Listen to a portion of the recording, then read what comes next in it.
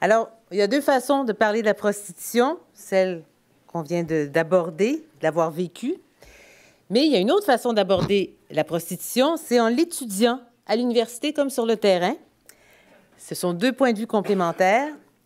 Alors, Rose et Sophie nous ont donné leur témoignage. Maintenant, on va accueillir notre invitée de la soirée, notre invitée spéciale de la soirée, Mme Judith Trincart, qui est une des plus grandes expertes dans le domaine de la santé publique et de la prostitution.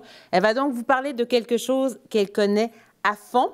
Juste pour vous donner une petite idée de son parcours, elle cumule 25 années d'expérience sur le terrain avec les femmes. Elle est diplômée du doctorat d'État de médecine générale de la Faculté de médecine de Bobigny. En 2010, elle a obtenu sa capacité de pratique médico-judiciaire de la Faculté de médecine de René Descartes.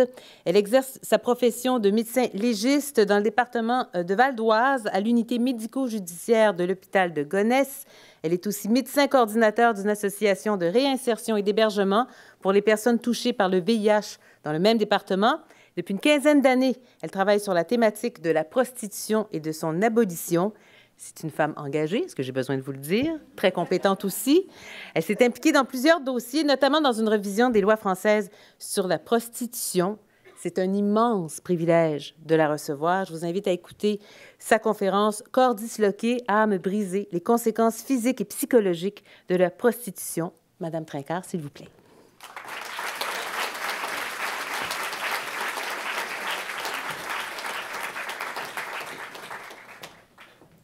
Je vous remercie tous d'abord pour votre présence ici pour un sujet qui n'est pas facile. Et je trouve qu'on m'a rajouté une difficulté supplémentaire en me faisant intervenir après Rose et Sophie, parce que c'est très difficile d'intervenir après des témoignages aussi durs, aussi poignants.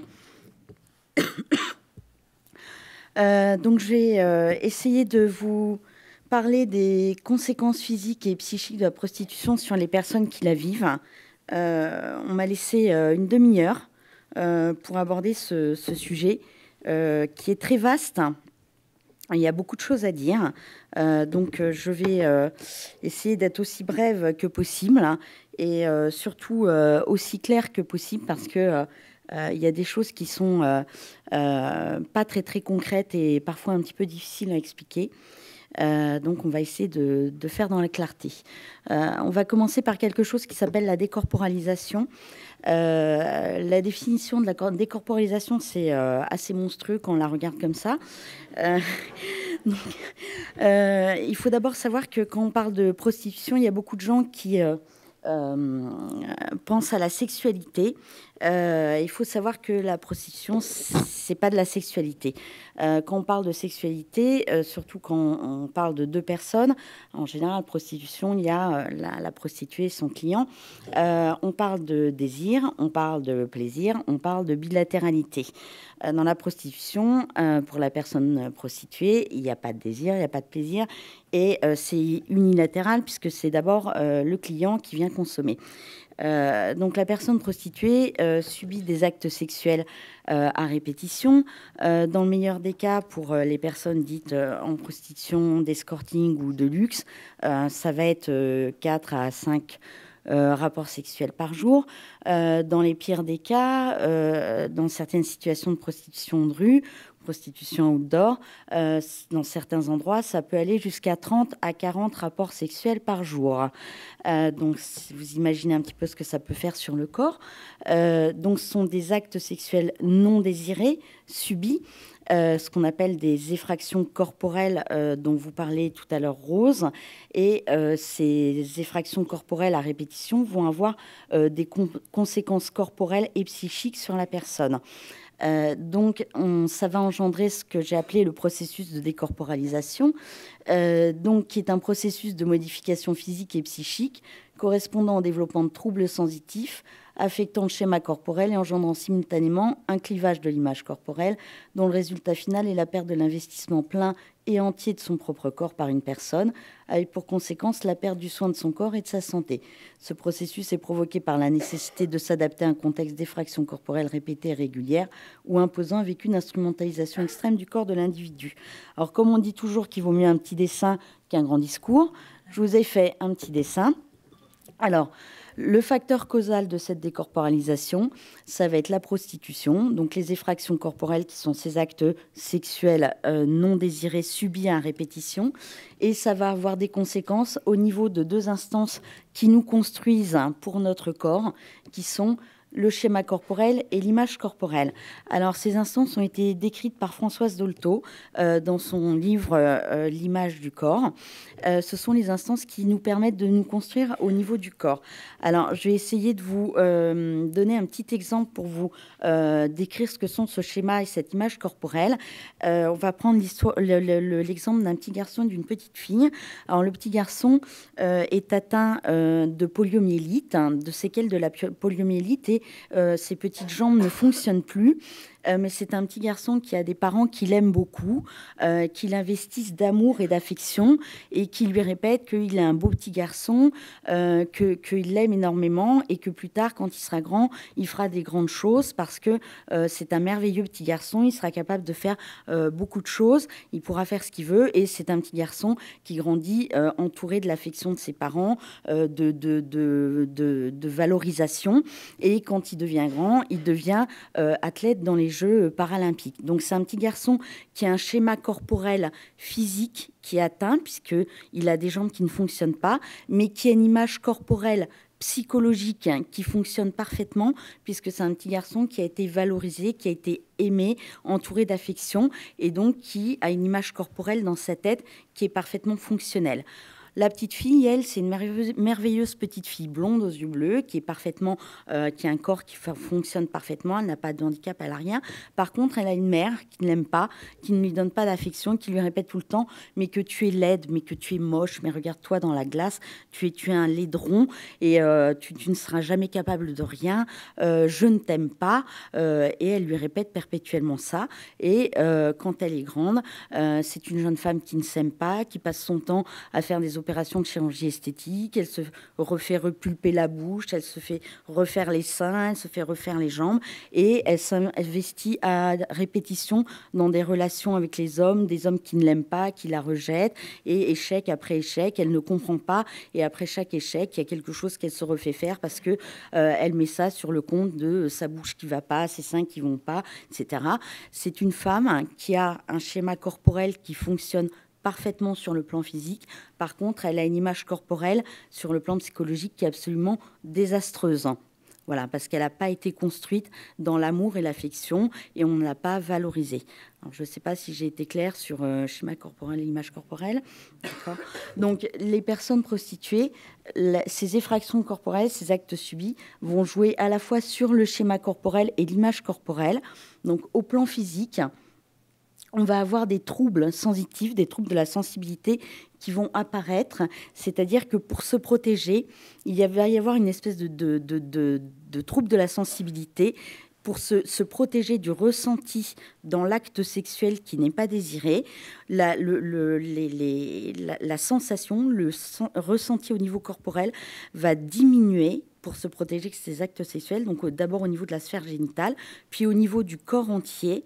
Et donc, le corps ne va plus ressentir ce qui se passe pendant l'acte. Donc au départ, ça va être uniquement dans la situation de prostitution, puis plus la situation de prostitution perdure, et plus ces troubles de la sensibilité vont devenir permanent. Donc au début, il va y avoir un système on-off, c'est-à-dire que quand la situation de prostitution disparaît, la sensibilité va redevenir normale, et plus la situation de prostitution devient permanente, et plus ces troubles de la sensibilité deviennent permanents, et on passe de l'hypoesthésie, c'est-à-dire d'une sous-anesthésie, à une anesthésie permanente. Au niveau de l'image corporelle, on va avoir un clivage entre la personnalité réelle de la personne prostituée et sa personnalité prostituée, c'est-à-dire le faux nom, le nom sous lequel on se prostitue, le maquillage, la théâtralisation de ce personnage qui n'existe pas, les vêtements, les postures, tout ce qui existe dans la sphère prostitutionnelle, qui est une espèce de sphère clivée aussi, de territoires morcelés, où il y a des territoires bien particulier sur le lieu de prostitution, et qui est un personnage qu'on se construit, qui s'est qui n'est pas sa personne à soi, qui est la personne réelle est une autre personne, où on garde son nom à soi, ses choses privées. Il y a aussi des zones du corps que la personne qui se prostitue garde à elle. Donc souvent c'est la bouche, on n'embrasse pas, mais ça peut être d'autres endroits du corps qu'on ne laisse pas toucher aux clients quand on se prostitue. C'est des zones qui permettent de rester soi réel. Et donc il va y avoir ce clivage, cette dissociation entre ces deux personnes qui vont permettre de se protéger de ce vécu prostitutionnel qu'on ne veut pas ressentir. Et donc ça va aboutir à cette décorporalisation, c'est-à-dire à ce désinvestissement corporel qui au départ est un phénomène de protection qui est mis en place inconsciemment pour se protéger de ce vécu et qui va devenir petit à petit délétère pour la personne. Alors, ça va devenir délétère, pourquoi ? Parce que ce phénomène qui au départ permettait de se protéger de ce vécu qu'on ne voulait pas ressentir dans la prostitution va produire cette hypoesthésie puis cette anesthésie qui vont provoquer petit à petit un seuil de tolérance à la douleur très élevé. Donc il y a beaucoup de très nombreux témoignages de personnes en situation de prostitution qui disent par exemple, je rentre le soir à la maison, je me regarde dans la glace et je vois sur mon corps des ecchymoses, des bleus, des traces de coups ou des griffures, etc. Et je ne sais pas quand est-ce que ça s'est produit, je ne sais pas qui m'a frappé et je n'ai pas ressenti la douleur au moment où ça s'est produit. Et ce seuil de tolérance à la douleur, bien plus élevé que celui de la population normale, vient de cette décorporalisation, qui était un mécanisme de protection, mais qui va devenir un phénomène délétère, puisque ça va conduire à cette anesthésie, donc qui augmente et s'intensifie avec la durée de vie prostitutionnelle, et qui vont conduire petit à petit à une grande autonégligence corporelle, puisque la personne ne va plus ressentir les signaux d'alerte, les symptômes de la maladie, comme nous les ressentons, cette anesthésie et ce seuil de tolérance à la douleur, et ne va plus avoir recourir aux soins, à la médecine, aux consultations, comme on le fait habituellement. Donc, il va y avoir peu de soins médicaux et d'hygiène sanitaire, pas volontairement, mais puisque la douleur et les symptômes ne vont plus être ressentis de façon habituelle. Donc, il y a beaucoup de médecins qui se sont interrogés sur le fait qu'on a constaté que la population de personnes prostituées avait peu recours au système médical. Donc, on s'est demandé si c'était parce qu'il y avait une peur de la stigmatisation du fait de la situation de prostitution, c'était à cause de problèmes de couverture médicale, à cause de problèmes de papier, de régularisation de titres de séjour, etc. Et en fait, le premier empêchement de recours au système médical, c'est cette décorporalisation, c'est-à-dire cette tolérance à la douleur, cette tolérance aux symptômes de maladie qui fait qu'il y ait un empêchement de recours au système de soins. Il y a un vécu d'instrumentalisation du corps, c'est-à-dire que le corps devient une chose, un instrument, il y a une réification du corps et il n'est plus vécu comme une chose vivante à l'intérieur de laquelle on est. S'il y a une dissociation d'avec ce corps qui devient un instrument qui permet de survivre, qui permet de gagner sa vie, et on ne le fait pas soigner, on le fait réparer. Et il y a beaucoup de personnes prostituées qui disent j'attends très longtemps avant d'aller me faire soigner, je vais me faire soigner qu'en fait je constate que ça m'empêche de me prostituer. Voilà, et qu'il y a des symptômes qui apparaissent qui m'empêchent d'aller gagner ma vie, et à ce moment-là, effectivement, je fais réparer mon corps. Les conséquences sanitaires, elles sont très nombreuses et on constate des problèmes gynécologiques comme des tumeurs, les infections sexuellement transmissibles, l'infertilité, la disparition des cycles, impossibilité d'avoir des relations sexuelles en dehors de ce qui se passe dans la situation prostitutionnelle, des cancers non diagnostiqués évolués, des maladies infectieuses évoluées, les pathologies inflammatoires qui n'ont pas été traitées, les pathologies de tous ordres qui peuvent toucher tous les organes du corps humain, les addictions, bien sûr. On en reparlera après. Alors, en dehors de ce phénomène de décorporalisation, je voudrais vous parler des violences sexuelles dans la situation de prostitution, parce que ça a un impact extrêmement fort sur la santé des personnes prostituées. Rose, tout à l'heure, vous a lu un texte extrêmement fort sur la personne qui parle de la violence, du viol qu'elle a subi du client et qui a survécu.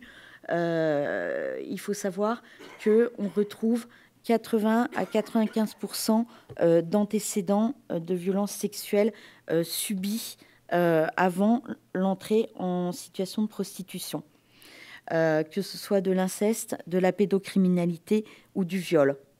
C'est un taux absolument énorme.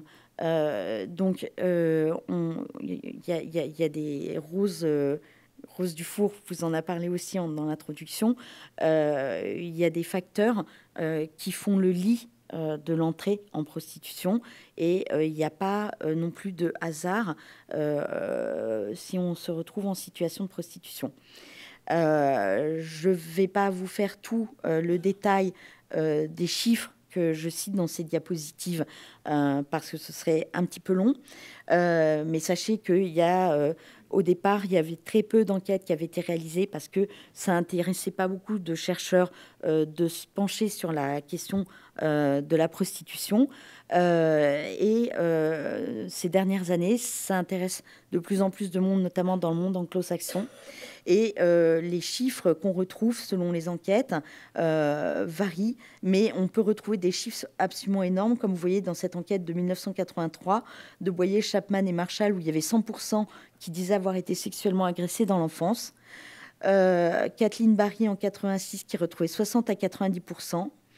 En 87, une étude canadienne de Bagley Young qui retrouvait 73% d'agressions sexuelles. Donc vous voyez que les taux sont quand même très importants selon les études. Et une étude de Melissa Fairley, qui est une grande chercheuse états-unienne qui a fait beaucoup d'enquêtes sur la prostitution, qui retrouve en 2005 90% d'agressions sexuelles dans l'enfance, en moyenne par 4 personnes différentes. Donc il faut savoir que c'est des enfants souvent qui ont été multi-agressés. Et ce qui est très important aussi de retenir, c'est que bien souvent, ces agressions sexuelles sont complètement occultées dans la mémoire de ces personnes, et qu'elles n'ont pas forcément le souvenir de ces agressions sexuelles, et qu'elles rentrent en situation de prostitution, et le souvenir de ce qui s'est passé, de ces violences antérieures, ne remonte pas à la mémoire, et que ces violences remontent quand la sortie de prostitution s'est faite, qu'il y a un travail qui a pu être fait après, et qu'effectivement, toutes les violences qui ont été vécues dans l'enfance peuvent remonter à la mémoire, et que le mécanisme d'entrée en situation de prostitution, au moment où la situation de prostitution se crée, le mécanisme n'est pas clairement identifié entre les violences qui sont produites dans l'enfance ou dans l'adolescence et l'entrée en situation de prostitution. Et ça, c'est très important, parce que on entend ces discours où il y a des personnes qui disent « Ah non, mais moi j'ai choisi, c'est quelque chose que j'ai voulu, etc. » Et en fait, il n'y a pas d'identification entre l'entrée qui se fait et les violences qui ont été vécues antérieurement, alors que bien souvent, quand on prend le temps de parler avec ces personnes de ce qui s'est passé auparavant, on prend conscience de ces violences qui existent. Et nous, on a des policiers à l'unité médico-judiciaire qui nous amènent des gamines de 14 ans ou 15 ans pour un viol qui s'est produit ou un inceste qui a eu lieu 2 ans ou 3 ans auparavant. Et ils parlent de ces jeunes filles en nous disant « Ah mais elle, c'est la pute de la cité, elle se prostitue pour des sacs à main en taillant des pipes dans les caves. » Excusez-moi, j'emploie un langage cru, mais c'est le langage qu'on a. Et ils ne font pas le lien entre le fait que ces jeunes filles ont été victimes de viols, d'agressions sexuelles ou d'inceste 2 ou 3 ans auparavant, et le fait que ces jeunes filles vivent des situations de prostitution 3 ans ou 2 ans après ces agressions sexuelles ou ces violences sexuelles. Et c'est absolument faramineux de voir l'absence de relation qui est faite, même par les professionnels qui s'occupent de ces jeunes filles. un petit schéma que vous avez fait, qui avait été réalisé d'après une enquête d'une association qui s'occupe de personnes qui ont été victimes d'inceste et de pédocriminalité, et qui pose la question de quelles conséquences souffrez-vous, avez-vous souffert. Donc il y a toute une liste de maladies, dépression, post-traumatic stress disorder, anorexie, etc., tentatives de suicide, parmi lesquelles les personnes citaient la prostitution. Donc c'est juste le troisième. Normalement, j'ai la petite flèche rouge ne marche pas. C'est le troisième, septième en mer rouge, là, l'avant-dernier, qui est la prostitution.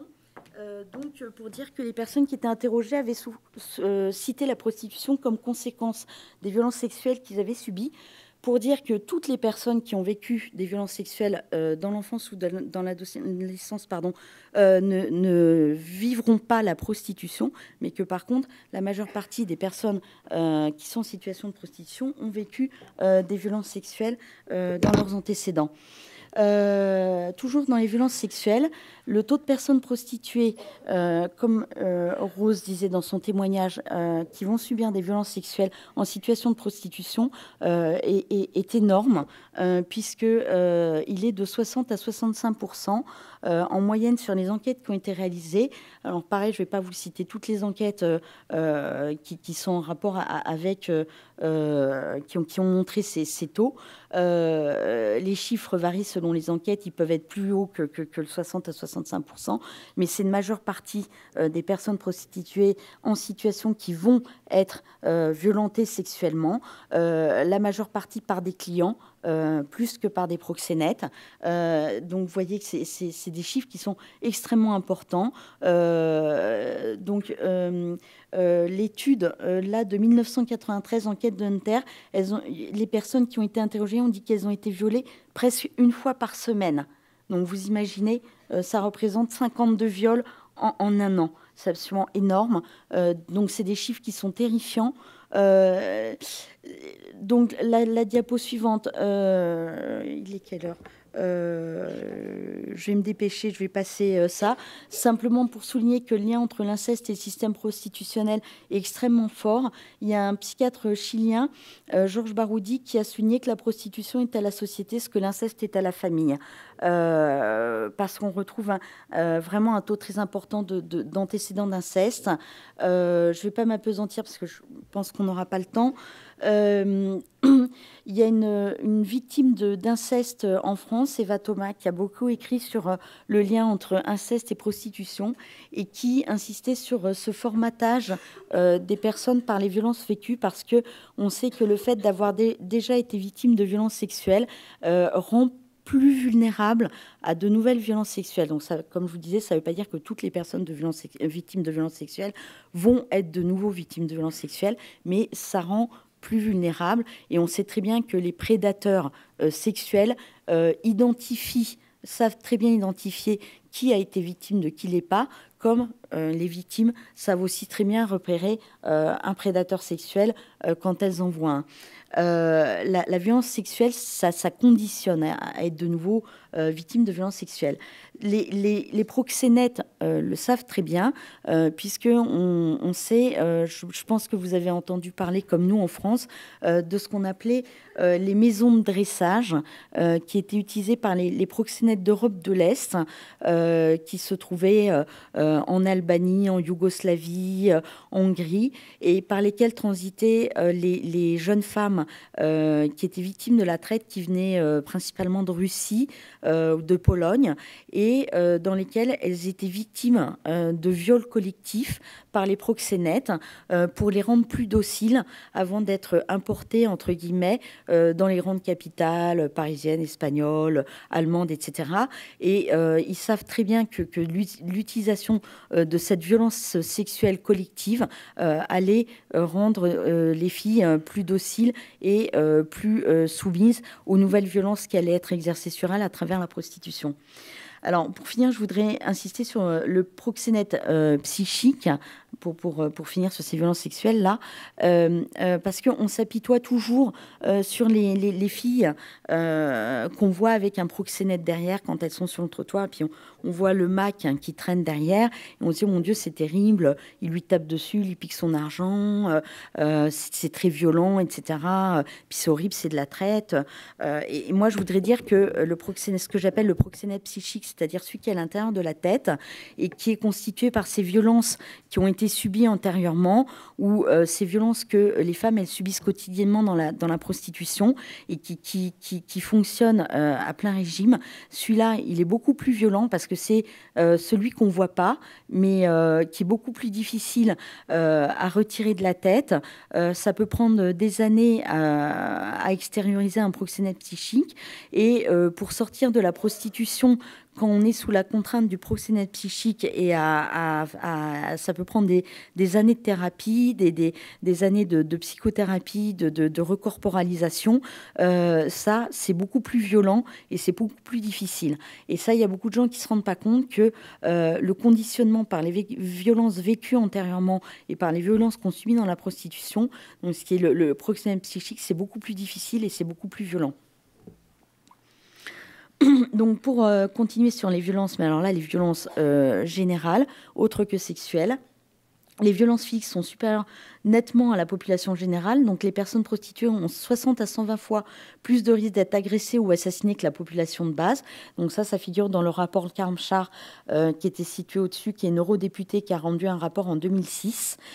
Les personnes prostituées sont beaucoup plus susceptibles d'être victimes d'homicides, que je vous cite dans une autre étude, que la population générale. C'est tout type de violence physique, tout ce qu'on imagine, tout le panel que vous pouvez imaginer de violence, elles le subissent. 85% sont victimes de violences physiques selon plusieurs études qui ont été réalisées. Donc, encore une fois, c'est un taux absolument énorme. Et donc, ça va être toute l'année, tout le temps, que ce soit de la prostitution indoor, outdoor, tout type de prostitution, même la prostitution de luxe. Elles y ont tout droit, tout le temps et n'importe comment. Les violences psychologiques, les insultes, les menaces, le harcèlement, la contrainte, que ce soit de la part des proxénètes, que ce soit de la part des clients, et je dois malheureusement le dire, que ce soit aussi de la part des forces de police. Malheureusement, il y a aussi des policiers qui violentent les personnes prostituées, que ce soit physiquement, psychologiquement, ou que ce soit des viols. On en a partout. On a les conséquences indirectes de ces violences, l'anxiété, le stress, la dépression, les tentatives de suicide, les suicides, l'alcoolisme, les toxicomanies, que ce soit les stupéfiants et les médicaments. On a plus de personnes prostituées qui deviennent addictes pour supporter la prostitution que de personnes prostituées toxicomanes qui sont devenues prostituées pour se payer leur toxicomanie. Voilà. La violence, c'est le premier facteur de mortalité et de morbidité, donc de cause de maladies directes et indirectes, chez les personnes en situation de prostitution avant les infections sexuellement transmissibles.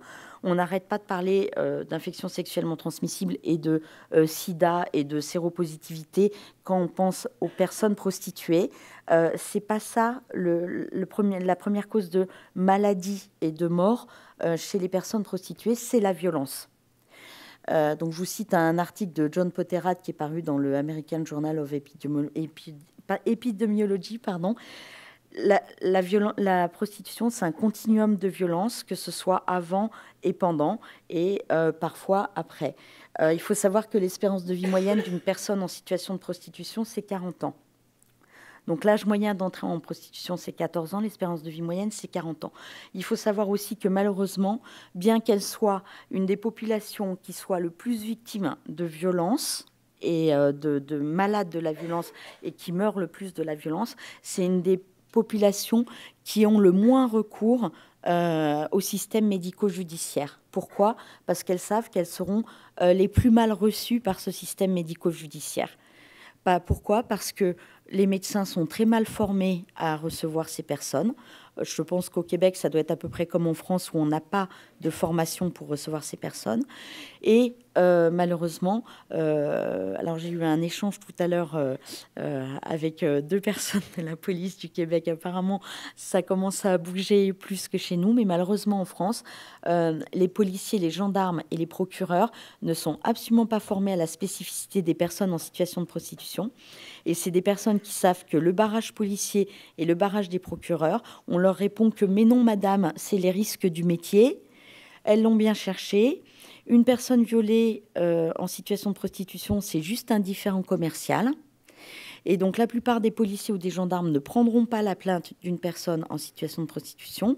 Et un procureur, dans 80% des cas, classera l'affaire quand il sait que c'est une personne en situation de prostitution, parce que de toute façon, ce n'est pas intéressant et qu'une prostituée, ça ne vaut pas la peine qu'on instruise une affaire. Donc, c'est complètement paradoxal et c'est complètement schizophrène. Je vais essayer de finir très vite sur le post-traumatic stress disorder.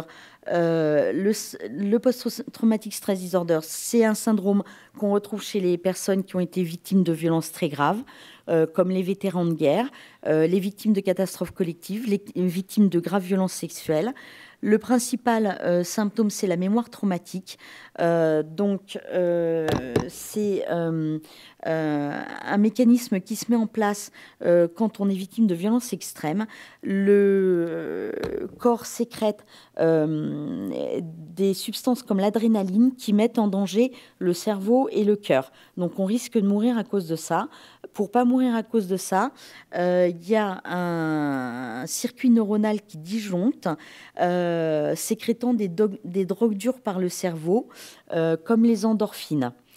Donc, ça entraîne une déconnexion qui va entraîner une anesthésie physique et psychique, un état dissociatif, des troubles de la mémoire et surtout, excusez-moi, je vais très vite, je sais que c'est des notions un petit peu dures à intégrer, mais c'est important, une mémoire traumatique. Une mémoire traumatique qui va se constituer, c'est-à-dire une mémoire qui n'est pas la mémoire normale, qui va intégrer de façon parallèle les violences que vous êtes en train de vivre. Donc, ces violences vont être intégrées de façon parallèle en même temps que cet état dissociatif que vous vivez et cette sécrétion d'endorphines qui sont un peu surexcitantes.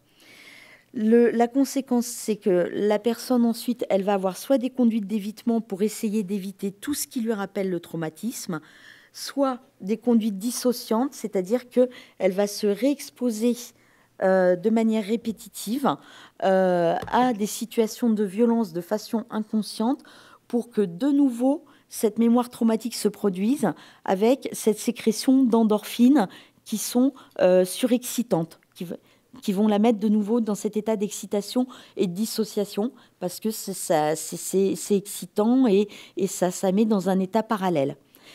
Donc ça va entraîner un cercle vicieux où la personne va se remettre de nouveau de façon inconsciente dans des situations de violence pour se redissocier, se remettre dans cette situation dissociante avec ses endorphines et cet état d'excitation. Et ça, c'est fait de façon inconsciente. Et on a ces personnes qu'on voit et qu'on ne comprend pas, qui se retrouvent toujours impliqués dans des bagarres violentes, qui conduisent de façon extrêmement brutale et de façon dangereuse. Ces femmes qui se retrouvent toujours avec un mari violent qui les tabasse et on dit mais c'est pas possible, elle aime ça, ça fait le 4e conjoint qui la tabasse et elle est toujours victime de violences conjugales. On a ces personnes voilà, qui sont toujours impliquées dans des situations de violence et on n'arrive pas à comprendre pourquoi. C'est des gens qui, à l'origine, ont été victimes de violences graves, qui ont constitué une mémoire traumatique qui les entraîne à se retrouver toujours dans des situations de violence. Et les personnes prostituées, qui pour une grande majorité ont vécu des situations de violence sexuelle antérieurement, ont donc développé une mémoire traumatique, s'exposent de nouveau de façon inconsciente en situation de prostitution à la répétition de violences sexuelles qui vont recharger cette mémoire traumatique, générant un cercle sans fin. Alors, je vous ai fait un petit schéma du cerveau parce que, c'est pas très grave, on va le passer parce que bon, c'était pour vous montrer où était la mémoire traumatique. Là, un petit schéma avec une IRM. On a en fait deux IRM. Je vais rester devant le micro parce que sinon vous n'allez pas m'entendre. La première, c'est 2 vétérans de guerre en fait. Le premier, il n'a pas de PTSD. Le deuxième, il a un PTSD. On leur raconte une scène de guerre traumatisante. On voit que le premier, il réagit bien, il a une réponse émotionnelle, mais il y a toutes les zones du cerveau qui s'allument. Il est capable d'analyser la situation, le cortex génère la réponse émotionnelle et il ne fait pas de crise d'angoisse. Le deuxième, on voit que lui, il revit le traumatisme, il est dans un état de sidération, il n'y a pas de zone du cerveau qui s'allume, le cortex n'est pas capable de mouler la réponse émotionnelle, il fait une crise d'angoisse qui peut aller jusqu'à la dissociation. Alors, le PTSD, je vais passer, il y a plein de manifestations du post-traumatic stress disorder, notamment les difficultés d'endormissement, les difficultés de concentration, l'hypervigilance, les réactions de sursaut exagérées. Pourquoi je vous parle de ce post-traumatic stress disorder ? Parce qu'on a encore une étude de Melissa Farley qui a été faite dans 5 pays différents sur plus de 500 personnes prostituées qui ont montré que 67% des personnes prostituées présentaient un post-traumatic stress disorder, ce qui est absolument énorme et ce qui montre à quel point la situation de prostitution est une situation de violence. Bon, donc ce que je vous disais, c'est un cercle vicieux, les violences originelles, la mémoire traumatique, la violence de la prostitution, les violences additionnelles, qui vont recharger la mémoire traumatique et la décorporalisation, qui vont générer à nouveau des violences. Mémoire traumatique, ça recharge les violences, qui vont régénérer les violences. La prostitution, c'est un cercle sans fin. L'isolement de la prostitution, c'est un isolement familial. On est en rupture familiale, beaucoup d'éloignement des enfants, soit que les personnes ne veuillent pas dire à leur famille qu'elles sont en situation de prostitution, elles éloignent volontairement les enfants, elles le confient à quelqu'un de la famille, soit qu'on leur retire leurs enfants parce que les travailleurs sociaux considèrent que la prostitution, ce n'est pas un milieu idéal pour les enfants. L'entourage ne connaît pas la situation de prostitution. Il y a un isolement social. C'est des personnes souvent qui ont peu de connaissances en dehors du milieu, qui ont peur de la stigmatisation, ou un isolement par la contrainte quand c'est des personnes qui sont victimes de la traite et qu'il y a une mainmise par les proxénètes. Donc on se retrouve en situation de vulnérabilité, précarité, désocialisation. Qu'est-ce qu'on peut faire pour restaurer tout ça ? D'abord, restauration de la parole, c'est la première chose. Quand on sort de la prostitution, il faut que ces personnes, elles arrivent à pouvoir parler de ce qui s'est passé dans cette situation de prostitution. Donc d'abord des lieux d'écoute d'urgence et puis un relais avec des personnes qui sont formées à écouter ces personnes en situation de prostitution, parce que c'est quand même un vécu très spécifique et tout le monde ne connaît pas ce qui se passe dans cette situation de prostitution. La dévictimation, il faut qu'il y ait une reconnaissance du statut de victime d'un système de violence pour éviter la survictimation. Et dans cette reconnaissance du statut de victime, il est très important qu'on ait une reconnaissance du client en tant qu'auteur de violence. Parce que vous ne pouvez pas dire à des personnes qu'elles sont victimes d'un système si on ne reconnaît pas qu'il y a un auteur de ces violences. Comme vous disait Rose Dufour tout à l'heure, on a une triade et jusqu'à présent, on s'est beaucoup focalisé sur la personne prostituée. On a criminalisé le proxénète en tant qu'organisateur de la prostitution, mais personne s'est intéressé aux clients, alors que si on n'avait pas de demande, on n'aurait pas d'offre. Et donc, le principal auteur dans cette affaire, c'est le prostitueur. C'est celui qui demande, et s'il n'y avait pas cette demande, il n'y aurait pas d'offre. On a un pays qui est novateur dans ce domaine, enfin novateur, ça fait plus de 10 ans maintenant que ce pays il a instauré ce système, c'est la Suède qui a pénalisé le client et qui a dit, voilà, c'est cette personne-là qui crée ce système-là, qui fait qu'il y a des victimes de ce système-là, des victimes de ces violences sexuelles, de toutes ces violences. Et elle a été suivie par d'autres pays, la Norvège, l'Islande, l'Irlande, il y a Israël maintenant, et il y a d'autres pays qui sont en train de s'intéresser à cette pénalisation, comme la France, comme le Canada. Le client est pénalisé légalement, donc il est pénalisé, il encourt une amende, il encourt une peine de prison, mais ce n'est pas la seule chose, il y a aussi un volet éducatif, il y a un volet préventif, il y a des aides à la sortie de la prostitution pour les femmes, il y a un numéro d'écoute pour les clients, il y a une proposition de soutien psychologique. En 2010, chez nous, la prostitution a été reconnue nationalement comme violence à l'égard des femmes, tout comme l'ont été auparavant et la violence conjugale. Donc c'est très important de dire aux femmes que si elles sont victimes d'une violence, il y a aussi un auteur de cette violence et que cet auteur, il est pénalisé. Pour finir, la dernière diapo, la recorporalisation. Je vous ai dit que tout à l'heure qu'il y avait cette dissociation corporelle. Il faut aider les personnes à retrouver leur intégrité corporelle, à ne plus faire qu'un à l'intérieur. Et ça se fait par des thérapies à médiation corporelle, donc qui sont différentes techniques, comme la relaxation, le massage, la danse-thérapie, le jeu dramatique et surtout l'art-thérapie, qui est une technique qui fonctionne très bien.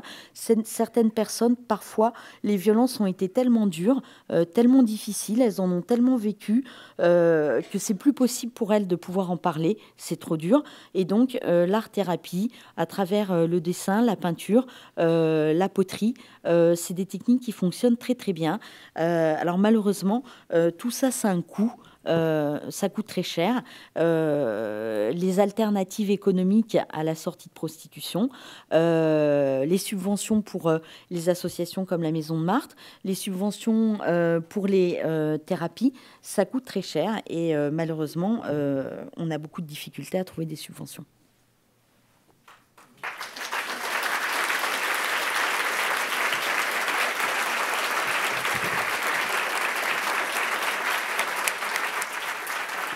Merci, Madame Trincart. On l'a attendu 2 ans. Ça valait la peine.